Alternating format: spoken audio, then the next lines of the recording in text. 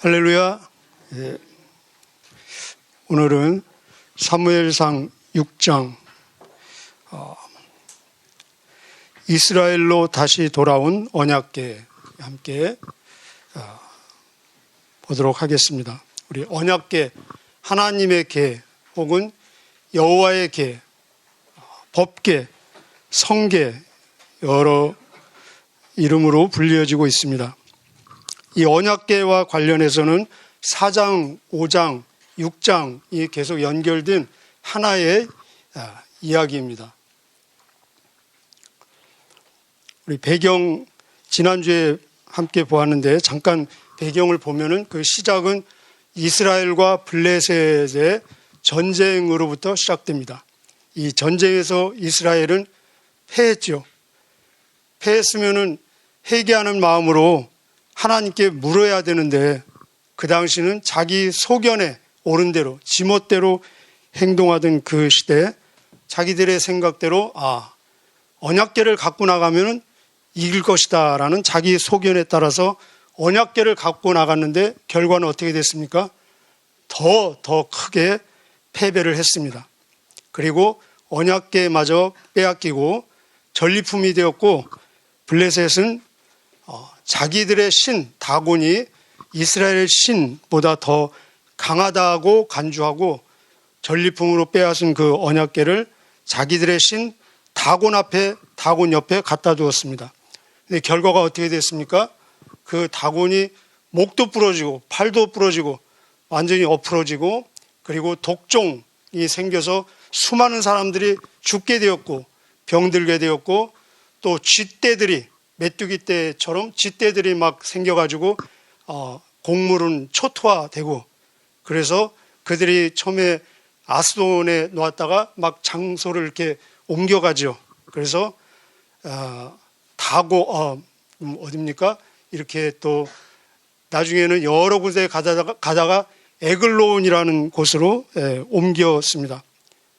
그래도 가는 곳마다 독종으로 질병 걸리고 죽게 되고 또 곡물은 초토화되고 그래서 이 전장 5장 12절에 보면은 그들의 부르짖음이 하늘에 사무쳤더라. 그렇게 이 5장 마지막 절이 마무리되고 있습니다. 그 장면이 상상이 됩니까? 그들의 막 그 절규, 전쟁에 이기고도 결과는 전쟁에 패한 것보다 더 비참하게 된 그들의 모습, 그들의 부르짖음, 절규가 하늘에 사무쳤더라. 이런 배경에서 이제 6장으로 넘어오면서 결국은 이 언약궤를 우리가 가지고 있을 수 없다. 다시 돌려보내자. 하여튼 블레셋 지경에서 보내야 된다라는 결론에 이르게 돼서 오늘 6장의 1절부터 6절까지는 그러면은 이 언약궤를 돌려보내는데 무엇과 함께 돌려보낼 것인가를 다루는 내용이고 7절부터 16절 그 이하는 어떻게 어디로 보낼 것인가 그런 내용을 다루고 있습니다. 먼저 이 언약궤를 돌려보내는데 무엇과 함께 돌려보낼 것인가를 함께 보도록 하겠습니다. 1절부터 6절까지 저와 여러분이 함께 6절까지만 교독하겠습니다. 여호와의 궤가 블레셋 사람들의 지방에 있은 지 7달이라.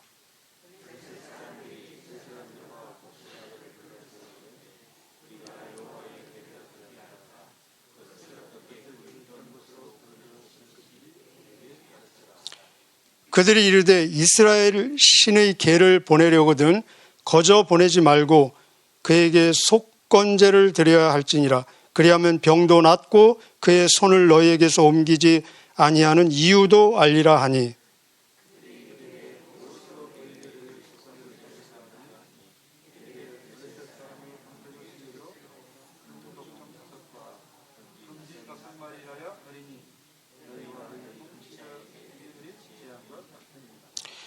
그러므로 너희는 너희의 독한 종기의 형상과 땅을 해롭게 하는 쥐의 형상을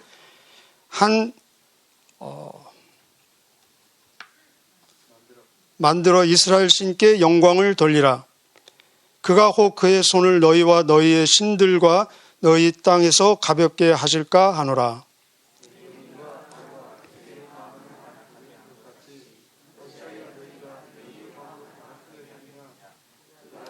너희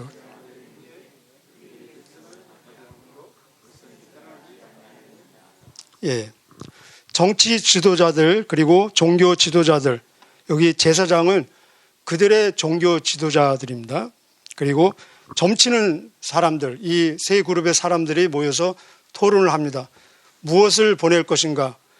속건제는 배상입니다. 배상. 그들도 종교 생활을 하기 때문에 비슷한 그런 제도가 있죠. 배상을 돌려보내야 되는데 우리의 치료를 위해서, 그리고 이스라엘 신의 노를 달래기 위해서 금으로 된, 금, 지금이나 그때나 금은 다 좋아하는 것 같습니다. 금으로 된 독종 모양의 5개, 그리고 금으로 된 쥐 모양 5개.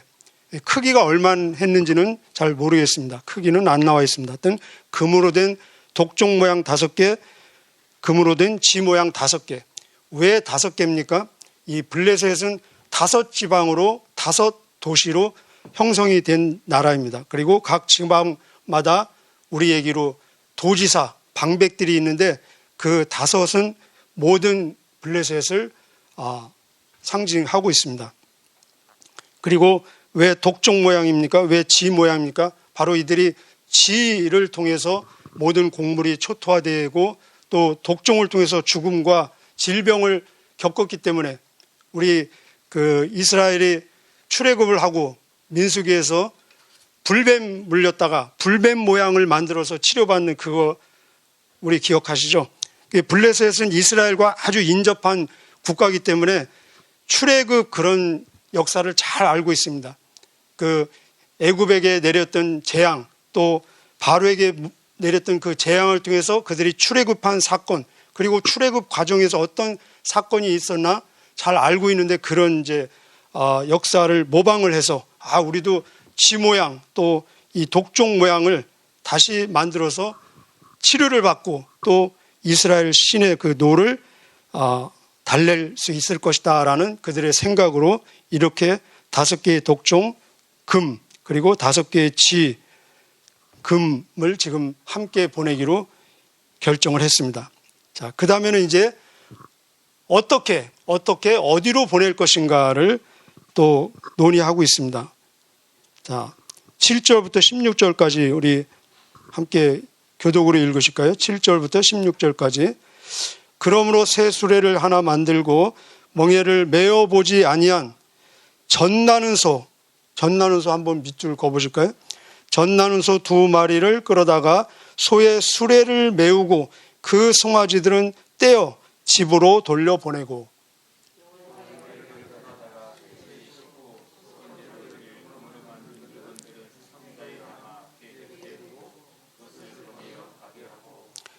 보고 있다가, 멀찍이서 보고 있는 겁니다. 보고 있다가 만일 개가 그 본 지역길로 올라가서 벳세메스로 가면 이 큰 재앙은 그가, 여호와 하나님입니다. 그가 우리에게 내린 것이요, 그렇지 아니하면 우리를 친 것이 그의 손이 아니요 우연히 당한 것인 줄 알리라 하니라.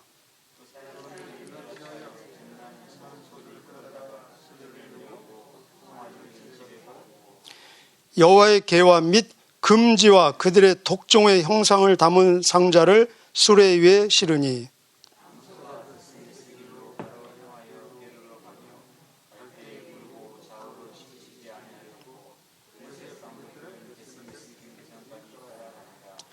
벳세메스 사람들이 골짜기에서 밀을 베다가 눈을 들어 개를 보고 그 본 것을 기뻐하더니.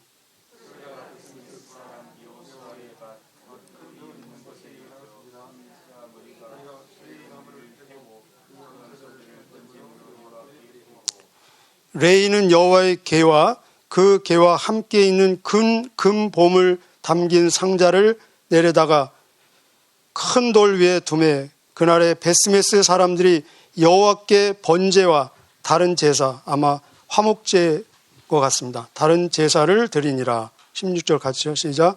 블레셋 방백 5 방백이 이것을 보고 그날에 에그론에서 돌아갔더라. 자, 이제 그들이 전리품으로 취한 이 언약궤가 재앙이 된 것입니다. 그들에게 재앙이 되고 심판이 된 것입니다. 그래서 어떻게 해서든 이 자기네 땅 블레셋에 대해서는 이게 나가야 되는 것입니다. 그런데 이스라엘로는 보내기가 정말 싫은 것입니다. 자존심 상하는 것입니다.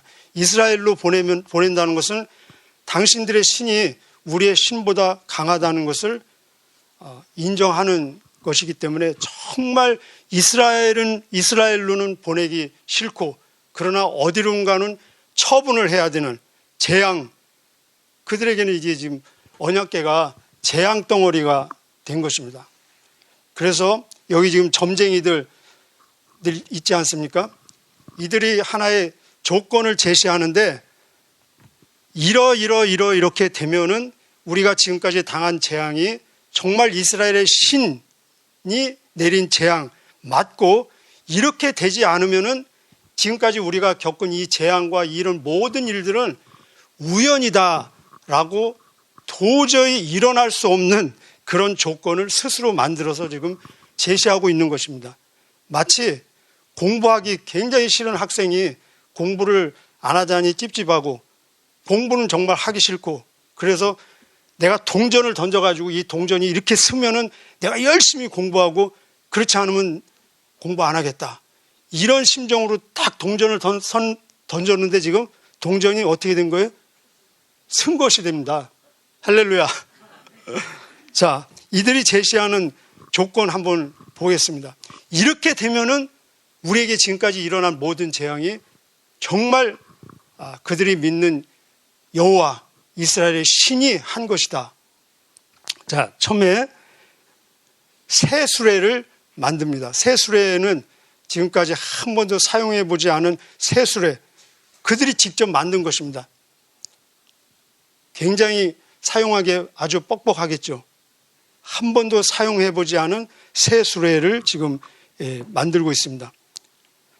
두 번째는 멍에를 한 번도 안 매본 소 2마리.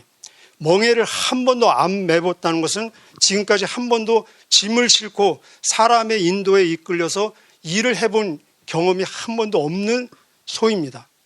이 소 2마리를 지금 선정을 합니다. 그런데 소는 또 어떤 소입니까? 숫소도 아니고 황소도 아니고 암소인데 젖나는 소라고 얘기하고 있습니다. 2번 젖나는 소. 지금 아마 어제 낳았는지 그저께 낳았는지 지금 갓 새끼를 낳습니다. 그리고 저 우양간에서는 음메 하면서 새끼들이 젖을 달라고 하고, 젖나는 소, 지금 막 젖이 불어가지고 막 젖이 막 나오고 있어요.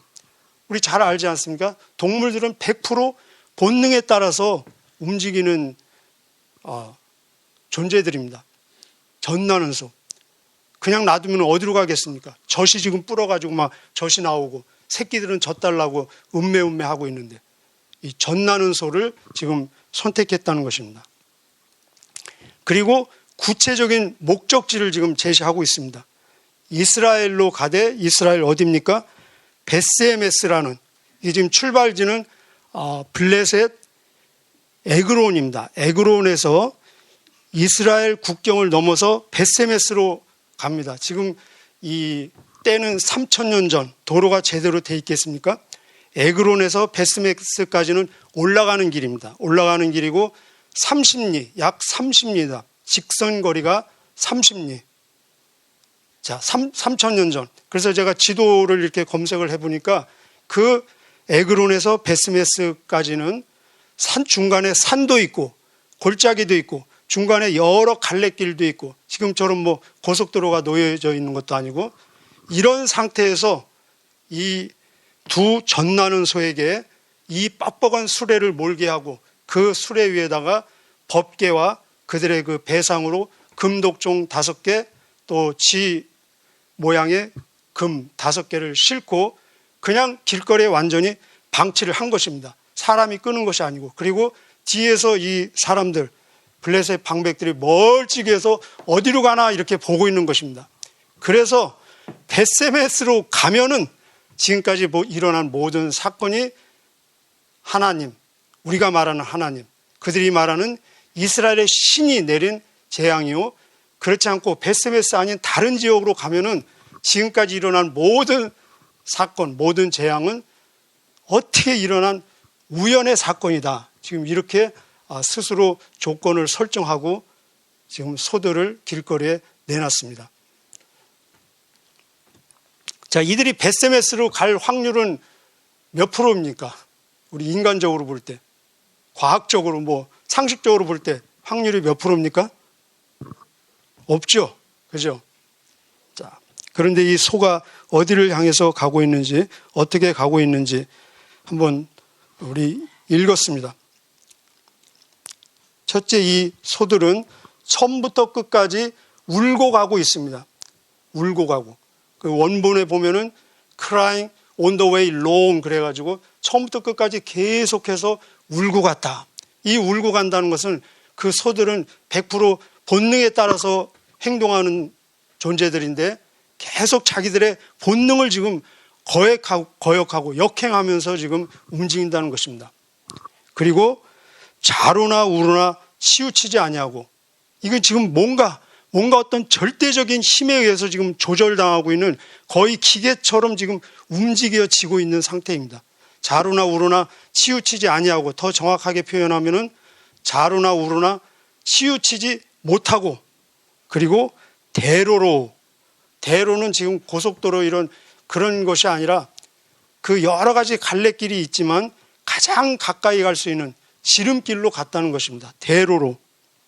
그리고 베스메스, 결국은 베스메스로 가서 베스메스에서도 정확하게 어떤 한 사람의 이름을 지목하면서 여호수아라는 이름의 사람의 그 밭, 큰 광장이 있는데 거기에서도 큰 돌이 있는, 가장 많은 사람들이 한 번에 잘 볼 수 있는 그런 곳에 가서 스스로 딱 섰다는 것입니다.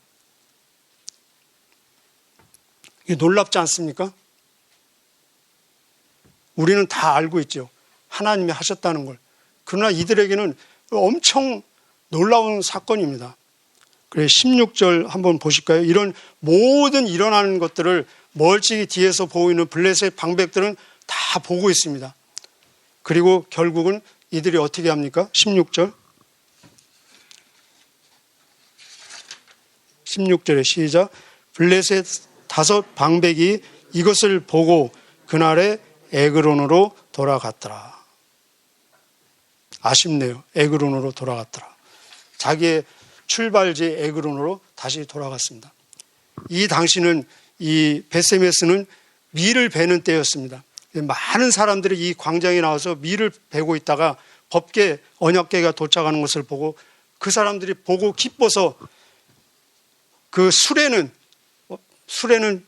뽀개가지고 땔감으로 사용하고 그 소들은 번제로 제물로 죽여가지고 번제로 화목제로 제사를 드리고, 그리고 막 기뻐하면서 이 화목제를 드리면서 혹시 술을 먹었는지 모르겠습니다.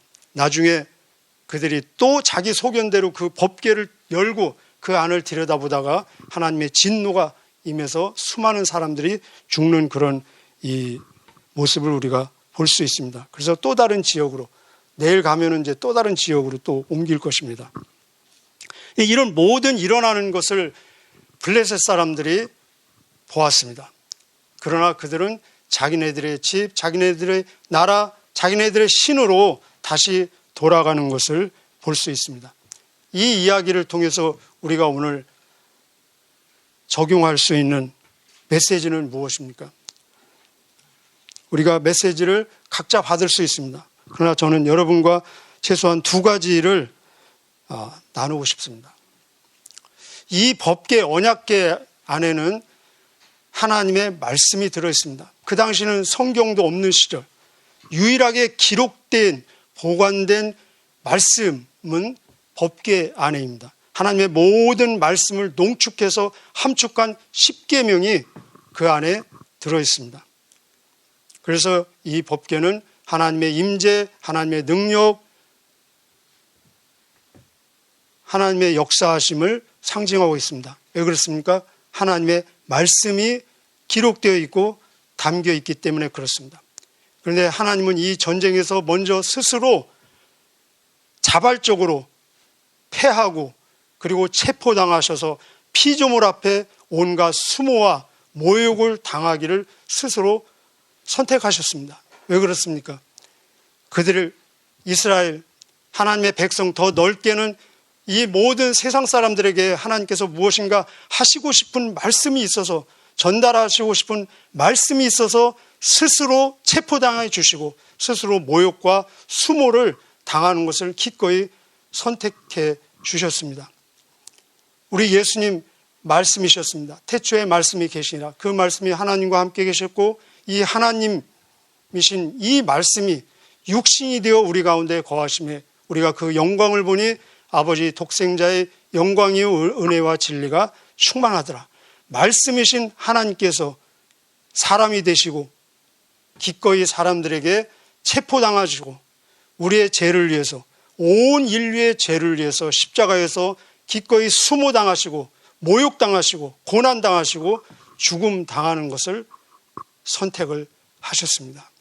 우리의 죄를 위해서 그리고 온 인류의 죄를 위해서. 그러나 하나님께서는 결국은 스스로 본인의 자리로 지금 돌아가는 것을 우리 6장에서 보았습니다. 누가 이 법궤를 에그론에서 벳세메스까지 옮겼습니까?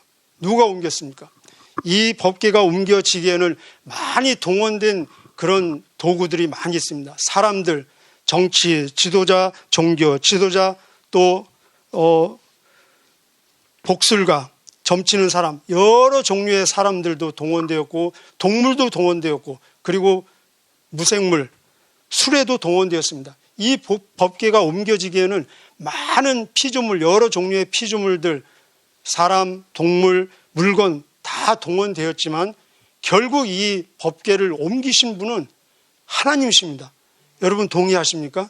이런 사람들이 아니었어도 여기에 사용받은 사람들이 아니었어도 여기에서 사용받은 두 젖나는 소가 아니었어도 여기에서 사용된 그 수레가 아니었어도 하나님께서는 어떤 방법을 통해서든 이 법궤를 옮기셨을 것입니다. 왜냐하면 하나님의 뜻이고 하나님의 작정이었기 때문에 그렇습니다. 오늘도 마찬가지입니다. 하나님의 그 위대하신 그 절대적인 뜻은 성취되어지고 진행되어지는데 우리는 그 하나님의 뜻을 이루는 그 큰 대로에서 합류해서 함께 쓰임받고 함께 동행하는, 함께 동역하는 기쁨과 영광과 그리고 행복, 복을 우리는 누리고 있습니다. 그러나 우리가 고백해야 될 것은 하나님이 하셨다. 우리 한번 같이 해보실까요? 하나님이 하셨다. 주님이 하셨다. 여러분은 하나님을 위해서 무엇을 하고 계십니까? 하나님께 어떤 일로 쓰임받고 하나님과 어떤 일에 동역을 하는 그 기쁨을 누리고 계십니까? 그러나 우리가 결론적으로 고백할 수밖에 없는 것은 하나님이 하셨다. 우리가 나중에 하나님 앞에, 예수님 앞에 얼굴과 얼굴을 대하여 서는 그때 우리가 고백할 수 있는 문장은 하나입니다. 하나님이 하셨습니다. 주님이 하셨습니다.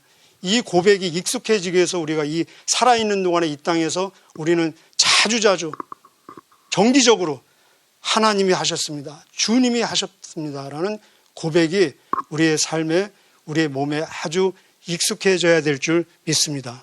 주님이 하셨습니다. 같이 한번 해보실까요? 주님이 하셨습니다. 두 번째 우리에게 주는 메시지, 우리가 꼭 명심해야 될 메시지는 이 블레셋 사람들 정말 안타깝지 않습니까? 이들은 더 이상 다른 이제 빠져나갈 군역이 없을 정도로 그 하나님의 위대하심, 전능하심, 오묘하게 섭리하시고 모든 것을 그분의 뜻대로 인도하시는 것을 눈으로 똑똑히 보았습니다. 다 뒤에서 따라오면서 보았습니다. 그리고 이들은 어디까지 왔습니까? 이스라엘 땅에까지 왔습니다. 이 벳세메스 땅에까지 왔습니다. 그리고 하나님 앞에까지 왔습니다. 하나님을 거의 다 만난 것입니다. 이들이 할 것은 딱 하나밖에 없습니다. 그 자리에서 무릎 꿇고 하나님을 영접하고 고백하는 것, 당신이 참 신이요 당신이 참 하나님이시요 우리를 불쌍히 여기시고 우리를 구원하여 주옵소서, 이렇게 입술로 고백하면은 그들은 구원받는 것입니다.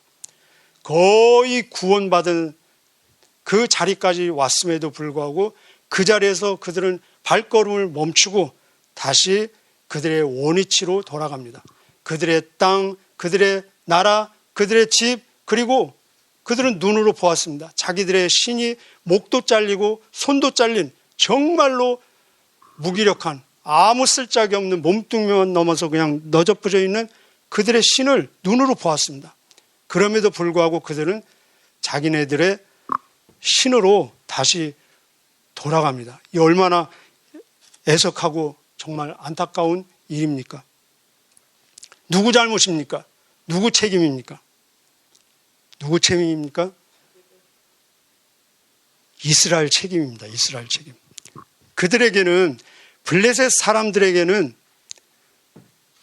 여호와 하나님은 이스라엘 신, 우리에게는 다곤 신, 이게 수학 공식처럼 변할 수 없는 절대 공식처럼 완전히 세뇌되고 이 굴레에 매여 있기 때문에 이 오해, 이 굴레를 타파하고 나갈 수 있는 능력이, 지혜가 전혀 없는 것입니다. 하나님이 아무리 위대해도 저 하나님은 이스라엘의 신이요, 아무리 무능해도 우리의 신은 다곤, 이것이 그들을 누르고 있는 것입니다. 그래서 이 굴레를 깨기 위해서 하나님께서 이스라엘을 먼저 부르시고 먼저 구원하시고 먼저 축복하셨습니다. 그래서 하나님이 이스라엘을 부른 목적, 이유가 무엇입니까? 출애굽기에서 보면은 세계가 다 내게 속해 있으네. 너희가 내 말을 잘 듣고 내 언약을 지키면 너희는 모든 민족 중에서 내 보물 같은 존재가 되고 너희는 나를 위해서 세상의 제사장 나라가 되리라 라고 말씀하셨습니다. 그런데 이때가 어떤 때입니까? 이스라엘은 이 세상에게 하나님이 세상의 하나님이신 것을 알리는 그 사명을 수행하기는 커녕 고사하고 자기네들의 신앙조차 지금 지키지 못하고 있는 그런 어두운 때입니다. 오늘은 어떻습니까? 우리의 현실은 지금 어떻습니까? 여러분, 불교가 자기 종교라고 말하는 사람들 중에 정말로 석가를 마음을 다하고 성품을 다하고 목숨을 다해서 사랑하고 석가를 예배하고 석가가 자기를 구원했다는 확신을 가지고 불교 믿는 사람이 얼마나 될까요? 거의 없습니다.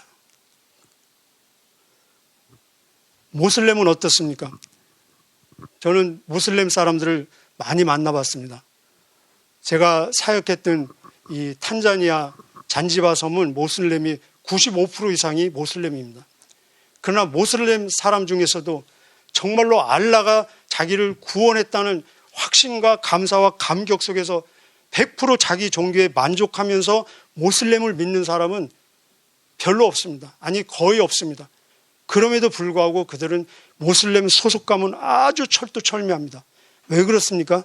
오늘 여기 블레셋 사람처럼 우리의 신은 알라, 기독교인의 신은 예수, 이것이 너무나 분명하게 구별되어 있기 때문에 이 굴레를, 이 오해를 깨트릴 수 있는 능력도 지혜도 의지도 전혀 없다는 것입니다. 그럼 누가 이것을 깨트려 줄 수 있습니까?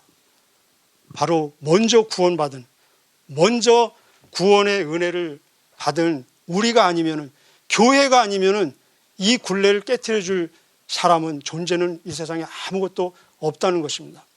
그래서 예수 그리스도가 어떤 지역의 신이 아닌 온 세상 가장 탁월하시고 유일하시고 절대적인 온 세상의 구원자 되심을 알려야 되는 것은 바로 우리의 최고의 특권이면서 동시에 가장 준엄한 의무라는 것입니다. 여러분 한번 상상해 보십시오. 요즘 수많은 사람들이 코로나로 굉장히 어려움 당하고 있지 않습니까? 백신이 곧 나온다고는 하는데, 만약에 완벽한 100% 완벽한 백신이 딱 광주에 와가지고 저기 주민센터 동사무소에 딱 도착을 했습니다. 그래서 모든 사람 아무나 다 와서 백신을 맞으십시오. 지금 뉴스가 나왔습니다. 그래서 저는 가서 백신을 맞고 100% 이제 저는 해방을 받았습니다. 자유입니다. 마스크도 벗고 완전히 코로나 상관없는 삶을 지금 누리고 있습니다. 얼마나 감사한 일입니까? 얼마나 이게 굿뉴스, 좋은 뉴스입니까? 그런데 어떤 사람 보니까 그 뉴스를 아직 못 들어가지고 아직도 여전히 마스크 끼고 코로나 걸릴까 조심하면서 조바심하면서 지금 살고 있습니다. 근데 저는 그 사람을 만났어요. 그런데 제가 만약에 그 사람에게 지금 완벽한 백신이 지금 이 주민센터에 도착을 해서 아무나 와서 오면은 무료로 돈도 받지 않고 지금 접종을 해줍니다. 빨리 가서 맞으세요라고 말을 해주지 않는다면은 저는 나쁜 사람이죠. 그렇죠? 그렇지 않습니까? 바로 복음은 뉴스입니다. 그래서 성경이 말씀하시기를 복음은 온 백성에게, 온 인류에게 미칠 큰 기쁨의 좋은 뉴스니라. 누가복음 2장 10절 11절에 그렇게 말하고 있습니다. 복음은 온 백성, 온 인류에게 미칠 큰 기쁨의 좋은 뉴스니라. 이것이 복음의 소식입니다. 예수 그리스도가 죽음으로부터 부활하시고 그 예수를 주로 입술로 고백하면 구원을 받으리라는 이 뉴스, 우리는 이 뉴스를 모든 사람이 다 듣는 그날까지, 그리고 우리가 주님 앞에 서는 그날까지 우리는 이 뉴스를 전해야 될 최고의 특권, 그리고 엄중한 의무를 띈 하늘의 대사라는 것을 꼭 기억하시기를 바랍니다. 함께 기도하시겠습니다. 특별히 오늘 기도하시면서, 오늘 본문을 묵상하시면서 두 가지를 많이 기도하시기를 부탁드립니다. 진짜 기도하면서 주님이 하셨습니다. 주님이 하셨습니다. 이 고백을 많이 하시기를 바랍니다. 그리고 우리에게 주어진 이 사명 다시 한번 불릴 듯이 일어나서 사명에 충성하고 충실한 우리가 될 수 있도록 기도하는 시간 됐으면 좋겠습니다. 기도하겠습니다. 하나님 감사합니다. 하나님, 부족하고 연약한 저희를 불러주셔서 하나님의 대사를 이루는데 쓰임받는 이 황홀한 감격적인 복을 주심을 감사합니다. 주님이 하셨음을 고백합니다. 우리가 언젠가 주님 앞에 얼굴과 얼굴을 대하여 서는 그때 주님이 하셨습니다. 선포하고 찬양하고 고백할 수 있는 우리들이 되게 하여 주옵소서.